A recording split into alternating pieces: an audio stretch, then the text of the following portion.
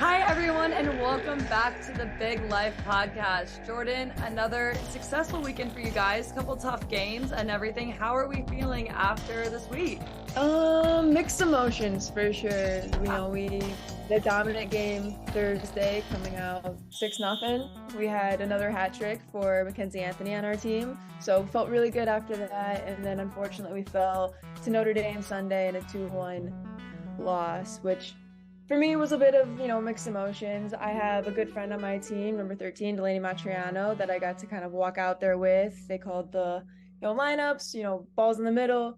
And we're just like face to face right out there, which is pretty nostalgic. It brings back all the, memories and everything where I'm like, for me, and we'll get into this episode too, but like, I never thought this would happen where I would get here, and then being able to stand off right there with her, who is someone I looked up to as a player. She taught me so much about the game just watching her play. So to be able to stand right there and kind of hold her own and realize how far we've come together, it was an incredible feeling. I wish the result would have been different, but it was a good game. My game had an early kickoff on Sunday because of the heat and everything that's going on in the Midwest. So we actually got to catch the tail end of Jordyn. So I did get to see the last minute goal that Jordyn did score off a corner kick. And I saw that live, which was fun for me.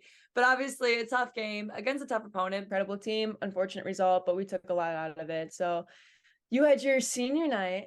How was that? How'd that go? How many tears? I have cried so much, Jordyn. It's not even funny. Like, we did senior night really early this year. And because of that, I was like, oh, I'm not going to be that emotional. It's not like it's like my last game on this home field or anything like that. Like, I'll be fine. I could not like stop crying yesterday night. Like, it was just so weird to me, like, that I'm old. Getting to Iowa in 2019 and now, playing the 2023 fall here. It's been a lot. And like so much of my journey has been in Iowa and been on that field with all these people. And so I think a lot of it really started hitting me that this is my last college season. And one of our favorite traditions that we have on senior day is every girl on the team writes every senior a letter. And so just a little note about whatever, favorite memories, favorite whatever. And last night I literally, like, after my shower after the game, I like laid in my bed and I read all of those letters and I could not stop sobbing. And so just to be able to reminisce on the friendships and the relationships that I cherish so much, and kind of hear a little bit about like what they think about me in those ways too. On top of that, we played SEMO, which kind of like you were just saying, you had little moments with someone that you grew up playing with.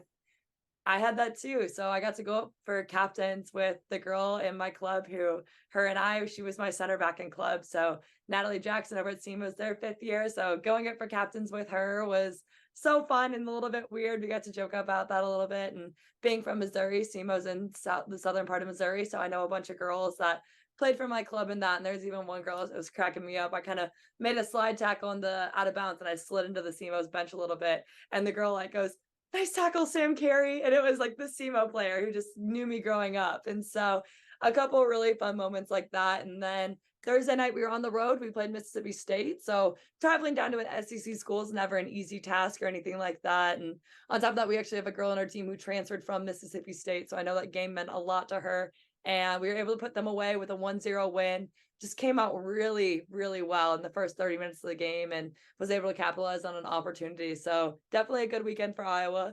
I will say, I have to shout us out. We are the only Big Ten team that is currently drawless and like, I guess, lossless at 5-0. So we're only undefeated team with all wins. So excited to have that, but a super challenging weekend coming up too.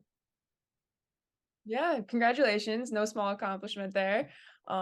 Definitely deserve the shout out. So speaking of big score lines this week, a couple really interesting things that have been happening looking at trends in women's soccer and women's college soccer alone.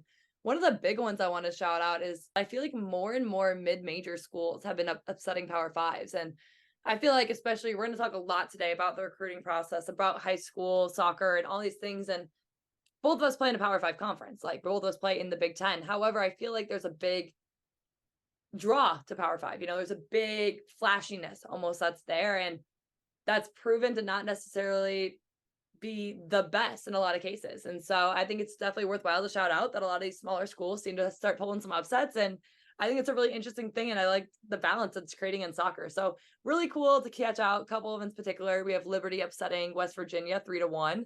And Samford ties on number 5 Alabama 0-0 this week. Yeah, definitely. Another fun fact is Providence is the only team with 0 goals allowed, which is absolutely insane to be this far into the season to have 0 goals on 5 games, 6 games, depending on what their schedule looks like. Very, very impressive. So shout out to Providence for sure. Absolutely. And of course, we're talking about smaller schools, but you couldn't talk about this week in college soccer without talking about the downfall of number 1. BYU beats UCLA 3-1 on their home field. And I saw some videos from that game, Jordyn. I don't know if you saw like a TikTok that went viral from one of the girls about her goal celebration, like knocking over the barrier and like sliding into a huge crowd of people. So it seemed like it was an insane atmosphere. I think they said they had like 5,000 or something like that at that game. So super cool. Congrats to them. Huge accomplishment, of course. There was some other really weird stuff, Jordyn, that happened though this week. Did you hear about the dust storm that happened at Grand Canyon University in Arizona? Yeah, that was crazy. It was the first time they were possibly going to have to postpone or delay a game because of it, but they ended up just Literally. playing through it. But it was just like a crazy thing that they couldn't see. Like, Yeah, the visibility. I was talking to a girl who's over out, like was at the game, and she was like, it was just so crazy. Like, soccer versus Mother Nature. It's a battle for not the weak. and other big news in the Big Ten, of course. I feel like we're talking a lot about individual players. You know, every week the Big Ten comes out with their individual awards of goalkeeper, freshman, defender, and offensive player of the week. And I would put money that tomorrow out it comes out that Emma Jaskaniec from Wisconsin's offensive player of the week. Knowing her personally a little bit, I'm so excited to see her journey. And she had a really, really brutal injury at the end of last season. And to see her come back has been unreal. And against LSU, she scored 2 and assisted 1 in their 3-0 win.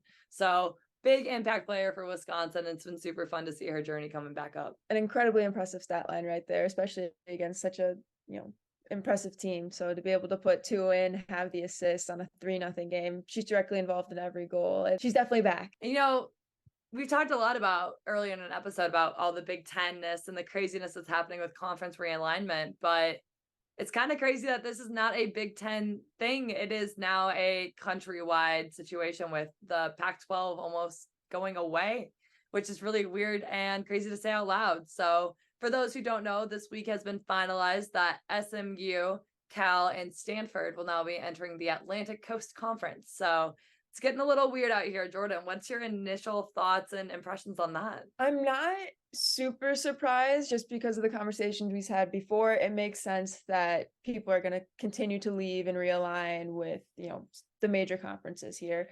I am a little shocked at the timing, how quickly this is all happening just this late in the season.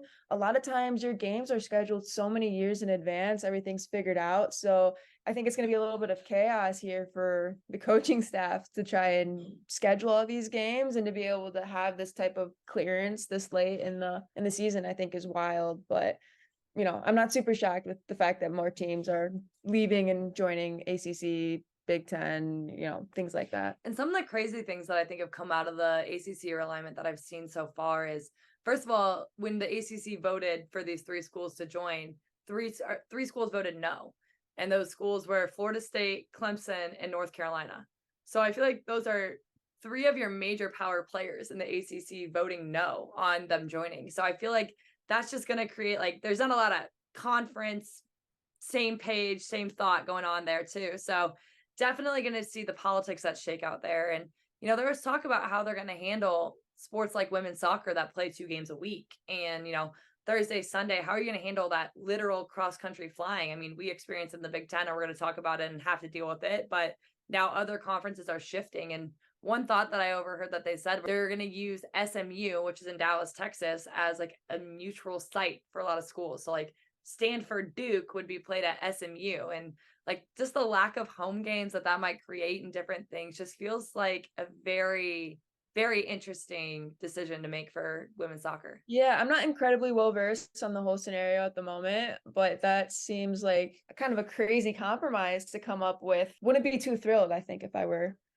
those teams that were previously in the ACC that now they're having to travel. It's definitely going to be a really interesting situation, and one that we'll keep our eyes on and looking at updating as we figure it all out. But it's like Jordyn said, right now, I don't think anyone really knows what's happening. And I get it. At the end of the day, a lot of these decisions are financially motivated, but there's a lot of very unique perspectives and challenges that are going to come out of them too. It's definitely something to keep an eye on, but also I think it's going to beg a question. A lot of us were saying that Big Ten might bounce to the top conference in the country with UCLA and USC joining, two great, great schools of soccer, for women's soccer especially, joining an already good conference. And now you got Stanford and Cal and SMU going over to the ACC. So definitely going to be a big debate about who's going to be the new power conference and how everything's going to look. So it'll definitely be an interesting one to follow along with. I'm interested to see what they do with all teams. We speak a lot on soccer, and then obviously I think a lot of these decisions are based on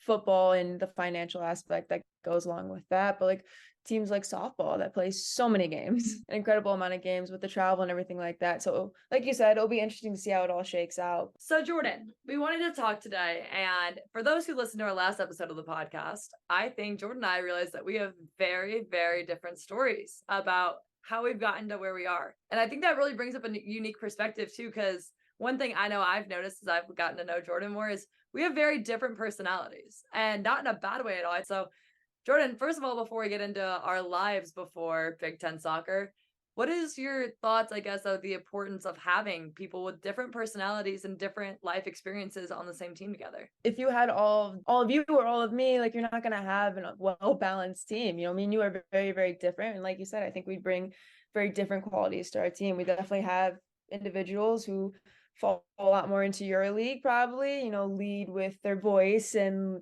their positive, happy upbringing, personalities every day. And then I think I'm a lot more chill, a lot more laid back, kind of, I'd rather lead by example than probably vocally. It's still something I'm trying to work on, is being able to use my voice on the field. It doesn't happen that much as you would like to see, but I think it brings a nice balance into it. And you have individuals that maybe are more extroverted that will bring out a different side of me, where others will go in the corner and will be more chill. And so being able to balance each other out, have people that lead by example, have people that lead with their voice, have people that have no problem following. You're not having that big challenge, big personalities always challenging each other for a leadership position or things of that nature. It's super, super important to have those types of dynamics on the team. It'd be super boring if you had all of just one personality too. We bring the best out of each other. 100%. No, I totally agree. Like, I would genuinely be scared if there was a soccer team of 20 of my personalities. I think that could be literal chaos at all times. We do a really unique thing at the Iowa soccer program, actually. We fully dive into the Enneagram Personality Test every year. So for those who don't know the Enneagram, it's a scale of 9 numbers, and basically certain personalities have different qualities that represent each number. And it's not like the numbers are numerical, like a 1 is better than a 5, which is better than a 9 in any regard, but they all have different personalities and different ways that they interact with each other. And one thing we really, really value is that in our program, we have someone that represents every number. So we have every single person represented, and I think that's really important. And another thing is we all know each other's numbers. It's something very commonly that in preseason or in our spring season, we'll give like a presentation. All of the 8s will get together and give a presentation on what is an 8, what is a 3. And that way we can see, okay, Josie Durr is a number 3. How is it best that I communicate with her? What does she need me to do? An 8 is what I am. And that is known to be the very dynamic, leadership, blunt, vocal person, and very much hits me with the nail on the head. I'm not doubting that at all. But I can't talk to a 2 or a 4 the same way I can talk to another 8. So knowing that about your team, knowing the other personalities, I think is something that's so, so interesting. And that's a test, like I said, there's so many out there. It's one that I found really, really helpful in learning more about myself even. And I made my whole family take it, and my fiance's taken it so we can communicate better. So if you have some free time, I definitely recommend looking up an Enneagram test and seeing where you stand on that. Yeah, this is the first time I'm hearing of it, but it sounds like it could probably be super helpful for a team because, a lot of new faces, a lot of new girls, like we've mentioned before. So being able to have a numerical value and being able to have something that kind of defines it in that way, I think could be super, super helpful. So Michigan State women's soccer might copy you a little bit here. You didn't get it from me. I didn't expose my secrets to you. It's okay.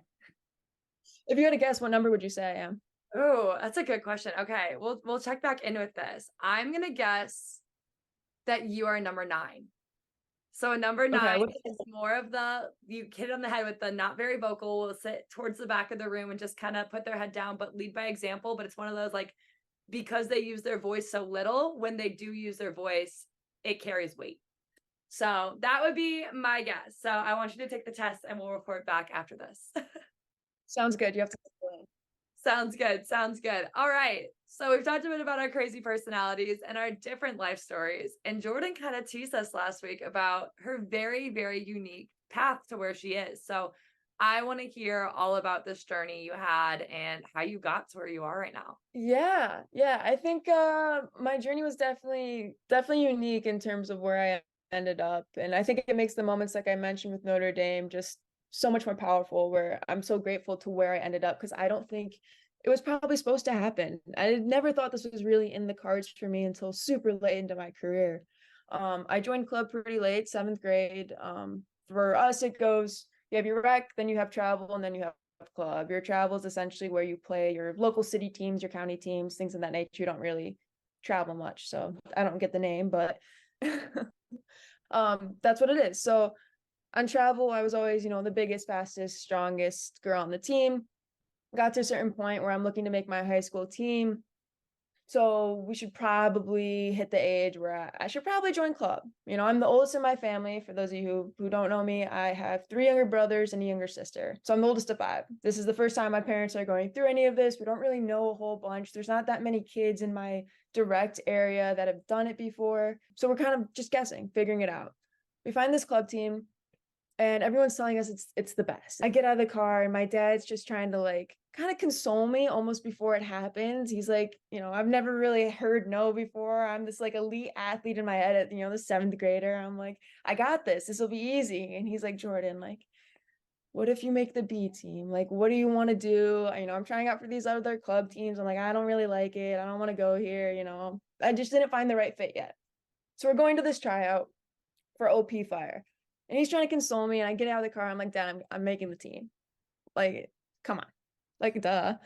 And we go out and like 30 seconds in, I realize that this is going to be the hardest thing I've ever done. I have the tryout of my life, right? Like, I'm just everything I have, tryout of my life. We go and the coach, was talking to me a little bit. We were like on the fence, like maybe, maybe not. I'm like, I really want this. And my parents like, all right, if you make the team, like we'll figure out a way to make this work. They weren't planning on really traveling that much. This was supposed to be for me to get in the high school team, right? Like my parents would be like, if anything over a 45-minute drive for my travel team, find a ride. Like this sucks. And now we're traveling like 6, 7, 8 hours for a weekend game. We're like, we'll do our best. We'll figure out a way to make it work. The coach ends up calling my dad. And the first words he's ever said to me is like, you're number 20 on a 16-person roster. And I was ecstatic. I was like, yes, let's go. We made I made it. I'm like, my dad's like, Jordyn, did you hear him? I'm like, yes, I did. I should not have been on that team. I had parents on the team that saw me play on my, travel team, calling the coach and being like, what did you do? This girl should not be here. Like, what did you do? It was the number 1 club team in the nation. We were number 1 at that age, at that level. So I end up being converted from what I was traditionally a forward into an outside back. Now I'm playing left back. I did that for 2 years. And then we had the whole age rule change. I was the youngest on the team. My parents decided, and we were talking, that I should be somewhere where I could, one, at this point, you're starting to kind of realize that maybe I could go past high school. I played CFC. Kind of crazy thing to interject with, but do you remember the like emotional drama and like the craziness that was that age group shift? Like I remember feeling like it was genuinely the end of the world when that happened for us. I was devastated. So the age group change was more of a like, I think, relief for us that we didn't have to make a decision like that. It kind of just happened to us and happened for us. And it was, I think, perfect timing for me looking back. But I mean, I was devastated. I absolutely loved those girls. I learned so much. I played with like Taylor Huff, who plays at Florida State now, Shelby Salih from Xavier. I mean, some of the best players I have ever gotten the privilege of sharing the field with. I think every single person on that OP Fire team, except for maybe like 1 or 2, went on to play high-level Division I athletics for, different sports. It was an incredible team to be a part of, and I was devastated that it was ending. At the same time, I think it was a bit of relief that I could then go play the position I wanted, age appropriate, and kind of build up some confidence that I really lost because I was number 20 on a 16-person roster. It's probably the hardest I ever worked for something in my life too with that OP Fire team. I would go out there, I had to juggle for 2 hours every day. That was kind of my task. And I did it. I went out and I juggled for 2 hours every day. By the end of the first year on OP Fire, I became the starting left center back or left outside back. And it was, incredible accomplishment. And I got to the point where I could kind of start fighting for the position I wanted. I gotta ask, because I feel like this is what a lot of people are wondering right now. And as a person who grew up as a left back, what's the beef with left back, bro? Why did you hate left back so much? I hated it. I was miserable. I hated it. I loved being a forward. I just absolutely loved scoring goals. That was my passion. My one passion for soccer was to go up and score the goals. And I think what made me such a good outside back is how much I hated it. So, I mean, I would be all the way in the other, box, all the way up the field doing stuff. I dribble past as many players as I could to try and get a shot off. I was like the leading scorer as the outside back, and not by like corner kicks or anything. I just like went, which is why I was good at it, but also like probably could do that more. But it was like, screw the formation, screw the scouting lineup. We don't need a 4-back. I got this, guys. No, we didn't have any of that, by the way. Like, I was coming into college, I think that was the biggest shock ever, was like people do scouts, there's a formation now. I was like, I don't know. I don't know any of that. Turns out it's important.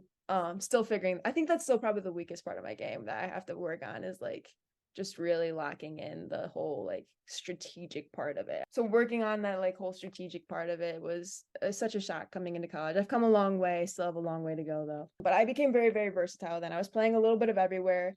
There was some interest I had in me from like Bowling Green, IUPUI, these Division I schools. I didn't really have any offers until later than a lot of my teammates who were already committed. So my junior year, COVID hit. I missed that. And then somewhere in the middle there, when was that rule change? What year was that for you? Rule. That is crazy. Right in the middle of my recruiting. In the midst of COVID, right? During COVID, there was a recruiting ban for a while. So there was like no college, anything happening for a long, long time. And then I was be wrong with that. But then that's when like the rule changed and everything too, because with the rule ban, it just shifted with everything. So I didn't have a whole lot of interest before that dead period. So my junior year missed because of COVID, and then we go into the recruiting kind of ban, that dead period where everything was shut down, which then became into a rule change where you weren't allowed to talk to coaches until June 15th.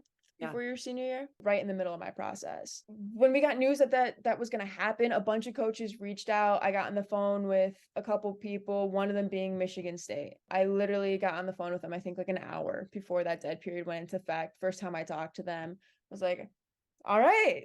Like, first time I really knew much about them or heard of them. I didn't know much going into the recruiting process. I still didn't think I was good enough to kind of get to the level I wanted. In my head, I was probably going to go D3, play basketball, play soccer, get my education paid for. That was the biggest thing for me, was that I was going to be a student. I wanted to get my education paid for. I wanted to make it all worth it in that aspect. And I was willing to go D3 if I had to. And I knew I didn't want to play left back, which is kind of where I still was. I was like, I will drop the levels. Like, I don't like it here. But it will do anything not to be a left back. Left backs are the worst, okay? I cannot emphasize that enough. Which was, I mean, this is, seems dramatic, but it was a huge part of my Sattler right now. Be like, Jeff, I need you to play Jordyn at left back just for the whiff of it. I mean, someone get a camera, because the looks I would give him. But yeah, so I was willing to go D3, and I thought that was probably going to be the path for me. The dead period ends, and then all of a sudden I kind of come into my own, a little bit. Michigan State keeps talking to me. I get some offers from Bowling Green, IUPUI, Purdue, some interest from Ohio State, where I'm like, it could probably be a walk-on, but financially doesn't really make a whole lot of sense. We keep going through the process. I'm like, okay, I'll probably end up at Bowling Green, which is where I was leaning to. And I didn't have a ton of interest. We finally got to the point where I got past the whole D3 thing with basketball. I was like, okay, Bowling Green makes sense for me now. And then, Michigan State, they just kept talking to me. kept talking to me. I was like, all right, we'll see where this goes. I didn't expect much to come from it though, just knowing where I stood with other Big Ten schools and things of that nature. I go to an ID camp for them, and I have the performance of a lifetime. Just left it all out there. They immediately call me while I'm still on campus and are like, come back for an official visit. I'm like, okay, I'll come back. I'm calling my coach. What is an official visit? Like, what does that mean? Like, how is it any different than me showing up at campus? And he's kind of explaining it to me. They'll pay for your hotel rooms, they'll pay for your meals, they pay for all that type of stuff. They kind of lay out the red carpet for you. I was like, okay, sweet. This sounds awesome. I go, I do my, get all ready. This is my first visit to any school now.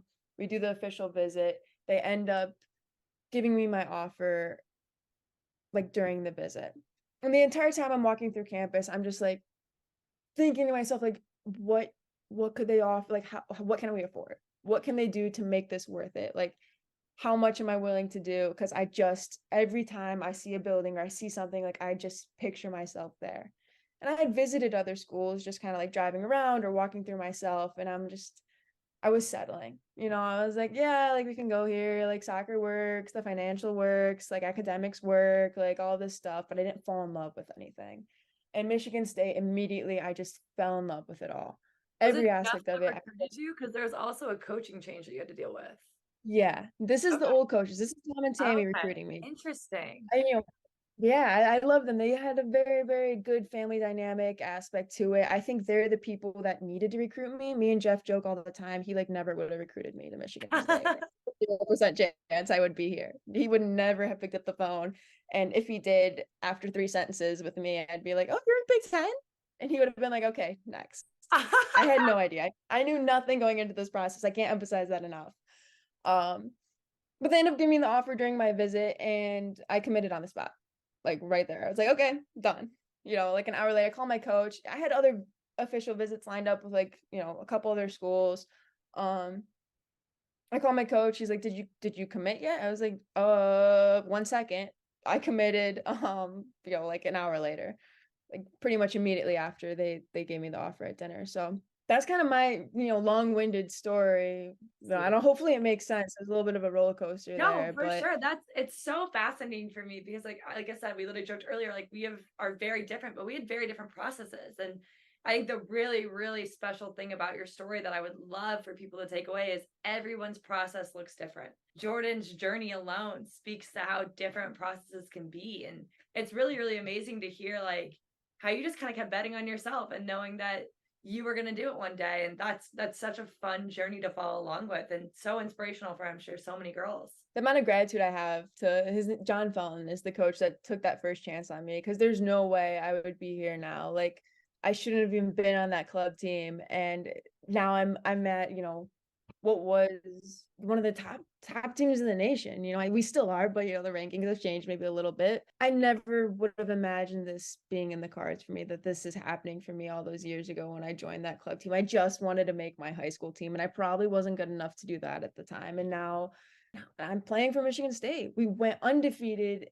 last year, winning the conference title. I had a significant role on the team, having, I think, like I said in a few episodes ago, like, just to show the significance of how far I've come. 7 goals, 4 of which being game winners, 5 of which being in conference. Like, I was a significant player on such. Hey, you can brag about yourself here, actually. You're allowed to be confident and talk about your amazing accomplishments. Yeah, and such a an impressive team. Like, I mean, just talking about all this, how far I've come from where I started trying to go D3 and play basketball is like, it really is. Every journey is so much different. Mine happened pretty late. That's awesome. I mean, I truly believe in the whole, like, everything happens for a reason and there is a plan for everyone. And so for you to find yours like that is truly such an amazing story and so, so cool. How was the transition when you went from going from Tom and Terry to switching to draft? Obviously you said it was different, but what was that like? All of a sudden your coach that you thought was going to be there, you committed under a coach, isn't there. How was that feeling? I cried so much when I found out Tom and Tammy were leaving, mainly because, like,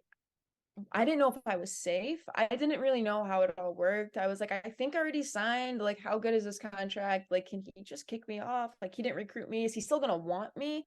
Like, I'm not his player. All of those things racing through my mind. I'm like, same thing. I didn't have a whole bunch going on before them. Like, where am I gonna go?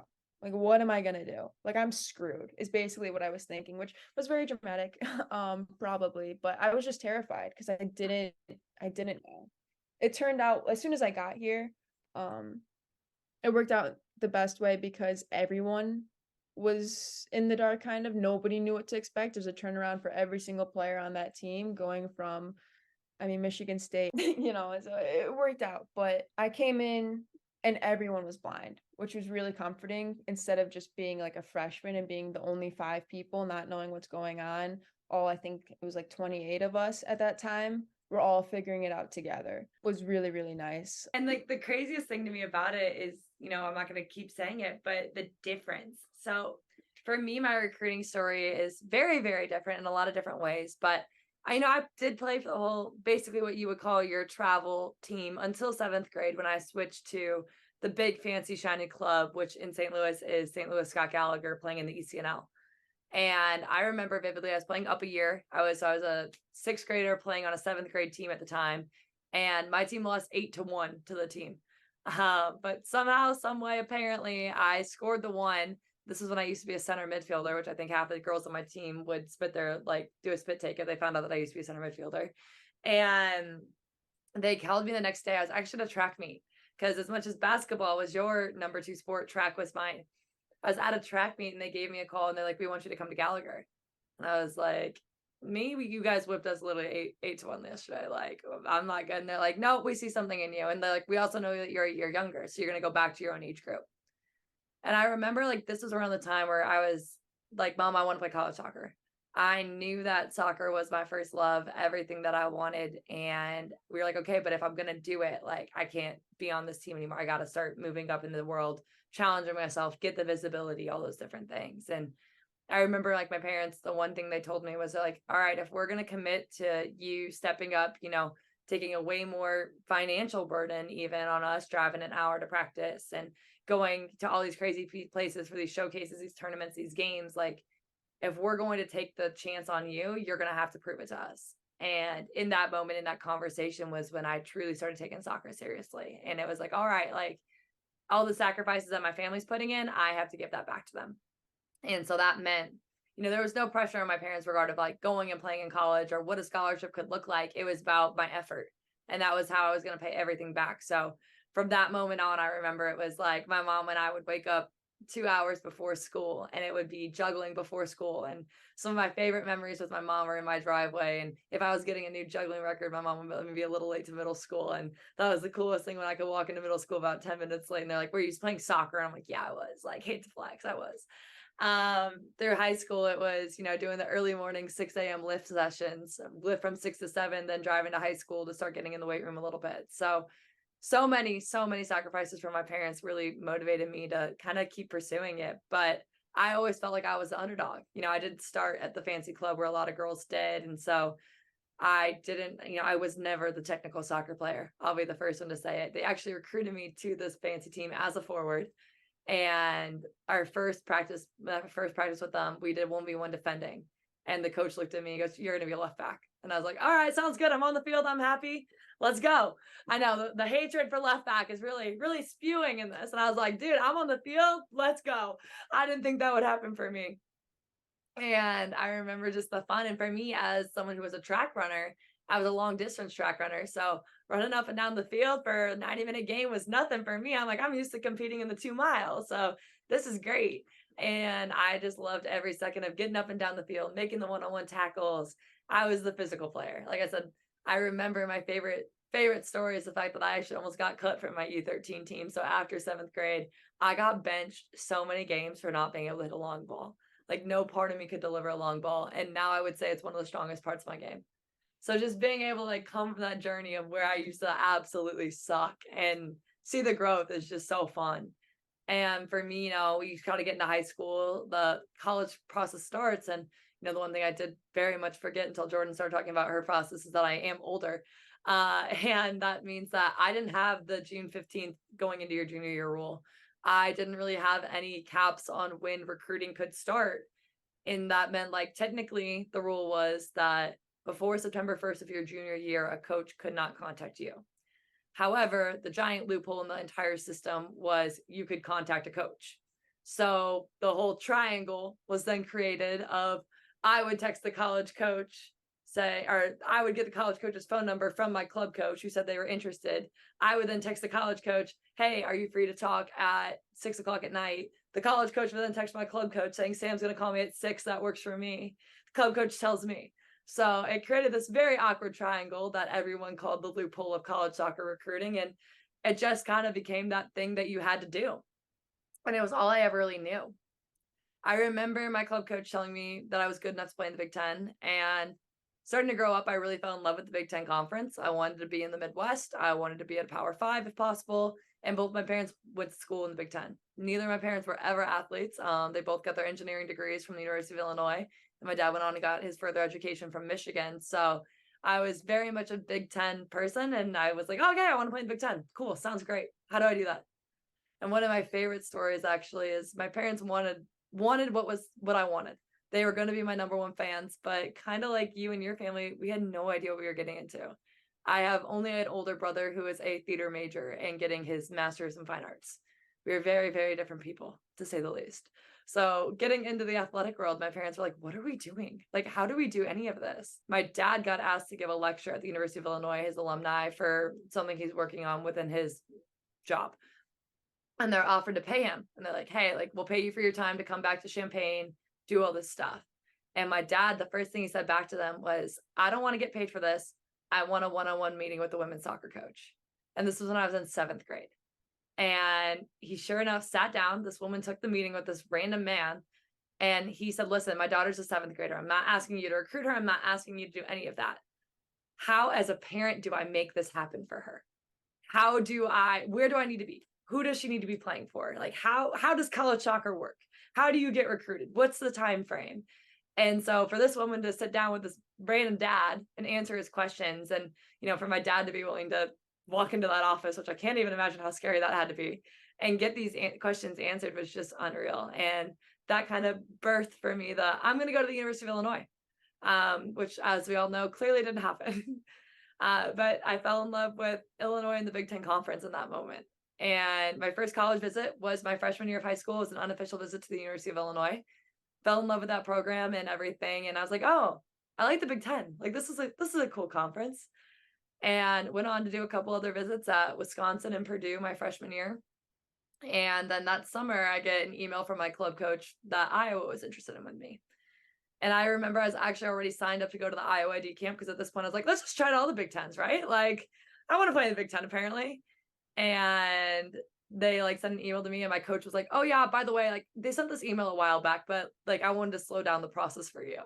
And this is when they were really trying to push slowing down the process, which made sense. But I'm like, I didn't know Iowa was interested in me this entire time. You could have told me that. Sure enough, I went to the ID camp at Iowa, and shockingly, the first words that were out of my mouth was, I absolutely hate it here. I will never go here. No way. Yeah.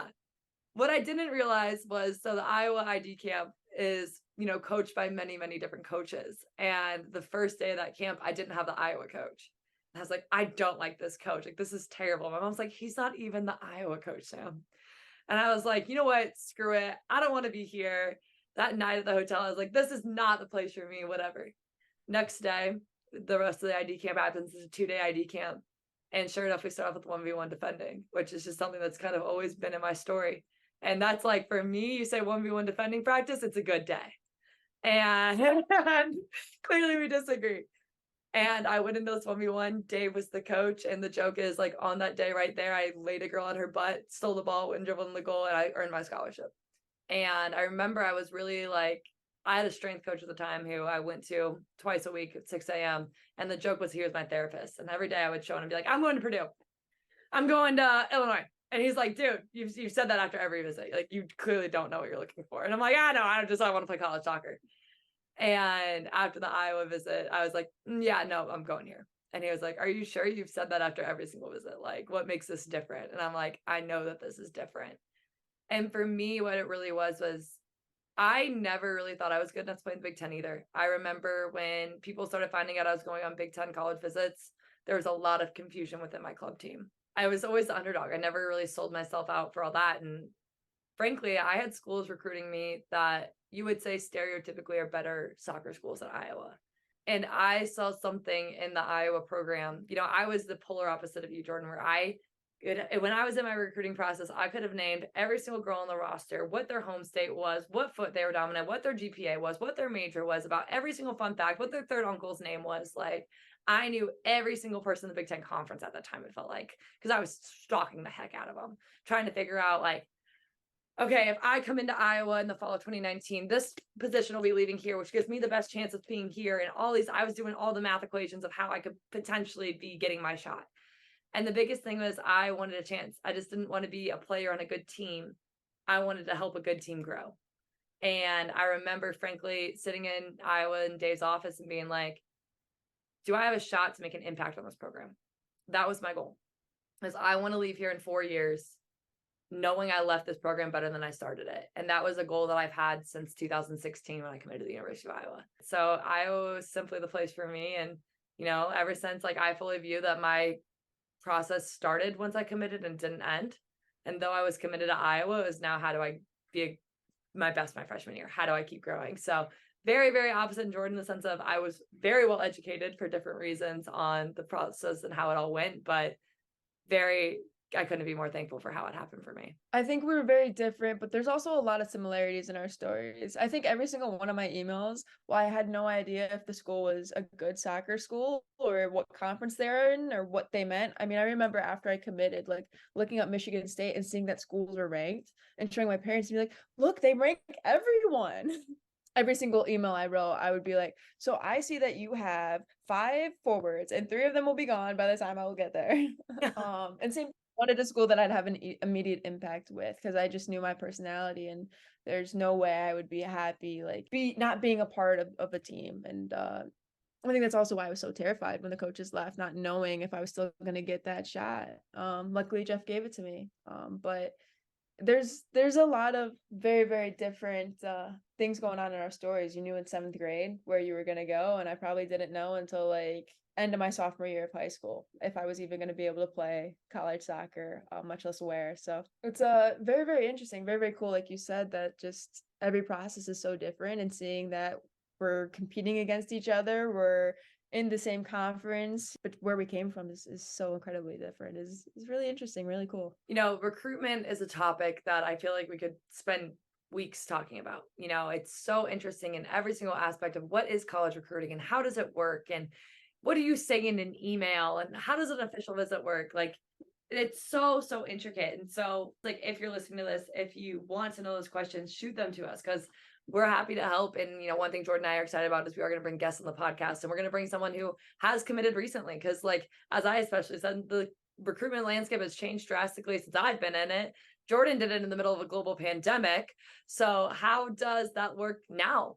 And frankly, it's something that I'm not even in touch with. So I would love to have those questions, have those conversations. So absolutely. We'll definitely have someone on within the next couple of weeks here that can kind of give more insight into, like you said, the current recruiting process. But if you have any more questions about the way we went through it, like Sam said, shoot them to us. We're more than happy to answer anything. And speaking of questions, probably one of my favorite parts of doing this podcast is answering your guys' questions. And we got a lot shot to us this week. So we're going to answer 3 of them now and keep grinding off the list. Please keep submitting them. DMing them to us. We post a DM every Friday after this podcast drops on Thursday. So Jordyn, this one's directed specifically to you. We apparently have a Michigan State fan that submitted a question. What is your favorite part about playing at Michigan State? That's a really good one. Both on and off the field, it's going to be the people. My teammates, my coaching staff. That's what makes it so enjoyable and so much fun, is to be able to have those meaningful relationships on and off the field with them. And then Michigan State as a whole, as a university, again, that family dynamic that it has, being able to go up to anyone at any point and have a conversation, and for it to be warm and welcoming. And I think it's a big part of why I fell in love with Michigan State to begin with, was afterwards, I had already committed and everything. I had gone to a basketball game, and my dad and my brother were just walking around, and I remember just going like, we passed by like 3 or 4 people, and they were all like, "Go green," or like, "What are you here for?" Or like just starting a conversation completely unprompted, and just I remember talking about it after, and just that family dynamic that Michigan State has, being just so proud to be a Spartan and being able to be a part of it. All right, I'll take the next one off your plate. What is a typical day in the life? So the biggest thing is that's different for every single university. Everyone has a different schedule that they operate on and what it looks like. And being in season, it day of the week changes, so my Thursday looks a lot different than my Tuesday and everything like that. But, going through my day of like what a typical Tuesday might look like when it's not a game day. For us, we have morning practices, which I love. It's amazing that you get to roll out of bed and the first thing on your brain is soccer. So tomorrow, for example, I roll out of bed and I'll have 7:30 lift going into a 8:45 practice. So we'll lift from 7:30 to 8:30, go straight to the field. We'll practice from 8:45 to 10:45, whatever that looks like. And then the rest of the day, we have our classes. I personally think it's the best schedule, and I couldn't have it any other way. Jordan's looking at me very, very weird. Just because soccer's on my mind and then school's in my mind, and I'm done for the rest of the day. And then for me, it's, you go to your classes, you have your meetings, different things that you work on. And then for me, my time from 8 o'clock to 10 o'clock is my time. And it's something I try to incorporate in every single day is my little bit of white space is what my coaches and I call it. And it's the spot on the calendar where nothing's going on. And we actually get to relax and chill out a little bit to keep this vibrant and personality bubbliness going. I find it hard to believe that vibrant personality has ever been missing. I know, right? Like apparently, okay, side note, like I said, I got all these letters about my senior day, and everyone was saying they're like, your smile during warm up just lights up the mood. And I was like, guys, like, calm down. I'm happy sometimes. Like, I didn't realize like my vibrantness was just that spiteful. Like, I don't know. I felt a very big ego boost when I read it. I'm not gonna lie. I was like, oh, I'm glowing. So apparently I am a vibrant person. What can I say? We love that. I also totally knew you'd be a morning person. Oh, I'm such a morning person. Dude, we had a 10 a.m. kick yesterday. So it was really fun because it was like, dude, we're back in the club days. Like we had 6:30 pregame meal. I showed up, my whole team was done. I walked in, I was like, good morning, sunshine. Let's go. It's game day. I am such a morning person. I can't say I've played at all, but get me up at 5 a.m. Let's go. Yeah, 5 a.m. is still the previous day to me. 5 a.m. is the start of the next day. 5 a.m. That's disgusting. Like I told my academic advisor, like he scheduled me for 8 a.m. So I was like, Danny, I will never go to this class. You need to fix it. I cannot get up before that. Oh my, I am not a morning person in the slightest. And I'm not surprised that you are, but 5 a.m. actually makes me physically ill, I think. See, like, I don't even have to get up at 5 a.m. I could probably get up at like 6:30, but I'm like, I might as well get up at 5 a.m. because I might as well, drink a little bit of coffee, have a little bit of fun, have my morning time before I go to practice. That is wild. So what time of the day do you guys have your practices? We have practices after school. So my block is like I do class from 9:10 to 2:40 is just the way my class schedule falls, Monday, Wednesday, Fridays, and then 3:15 we start practice. So I roll right from class, moped on over, go to practice, and then we'll train from 3:15, and depending on if we have lift or our mental performance or meetings or whatever, 3:15 is the start of our block, and they go into the afternoon depending on what we have. Yeah, I think I would struggle with that so much just because I feel like I'd be mentally tired by 3:15 from school, and then you still have to do homework after, where it's like, dude, soccer, do it, have fun, go to the field, and the rest of the day is like, I can do school, I do homework in between, all these little things. So yeah, that's funny. And then the last question, we talked a little bit about this last week. How do you balance being a student athlete? So there's so many different regards. And obviously last week we talked about academics, but there's so many other aspects. There is a social life that's involved. There is, other opportunities if you take them. I work for Girls Soccer Network. I was president of our SAC, like I talked about. So what would your top advice be for someone looking to balance all aspects of their life right now? It's hard. No, it's hard. People will tell you it's not. People will give you the politically correct answer and be like, you can do it and it'll be fine. And it's not. It's really hard. And I think knowing that helps tremendously, being able to prepare for it. And it depends. Like you said, everything's different. It depends on your major. It depends on your practice schedule. It depends on the university you go to. So much of it is up in the air. But it's really hard. And something I struggled with the first 2 years, we talked about last episode. I'm just hopefully starting now to figure it out. For me, balancing this academics and the athletics was taking advantage of all the resources I have. Going to our student athlete center, getting my study hall hours in, going into the rooms, getting my work done there, using our academic advisor to help me with, all the logistics of things, getting tutors in every class that I could, having a set time that I have to focus on school and academics, because it's a hard balance, and I think when you're at some of these top universities, they'll tell you that you're a student athlete, but a lot of times like the athlete part comes first. And that's just the reality of it. Like, you are a soccer player. That's what you're getting paid to do. That's literally your job here.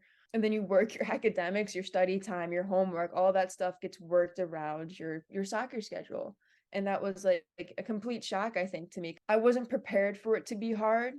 And I think now that I know it is, it allows me to kind of best adapt to it, not be so shocked that it's hard that I don't know and I'm scrambling to try and figure out what to do now. Like, go into it and knowing that it's going to be difficult from the start. Be disciplined with it. You can't leave it till later. I think that's my best piece of advice. Like, get it done in the moment. Take advantage of your resources. Perfect. I think you summed it up well. Jordyn, what does this next week bring for you? This week, we have our first away trip where we're not going to be traveling, everyone. We're going to be in North Carolina for like 26 hours or something. So a quick trip. I think we're chartering, so that'll be nice. Some first class treatment here. Excited about that. So we'll head away to North Carolina State for our Thursday game. And then Sunday, we're home versus Dayton for our last non-conference game before we kick off conference play here in a week. That's right. Soon. That's crazy. Is our last week of non-conference before we get into Big Ten. So that's nuts to say. And we also have a big away trip. We have our first 5-day away trip where we'll leave on Wednesday and not get back till very, very late Sunday. And yeah, we're flying out Thursday. We are at the University of Virginia. So a big matchup for us. We're super excited to go out there and, leave a mark and do what Iowa knows how to do. Like I said, we're currently 5-0. So we have a little bit of a chip on our shoulder going in. We have some confidence built and excited for a really tough challenge. And then on Sunday, we play at George Mason. So 5 days in Virginia before we get back and have Big Ten on our eyes. Well, very, very good luck to you. Thank you guys so much for listening. Please remember to download, to subscribe, share it with a friend, share it with a teammate, share it with a coach. Thank you guys so much, and soccer on. Bye, guys.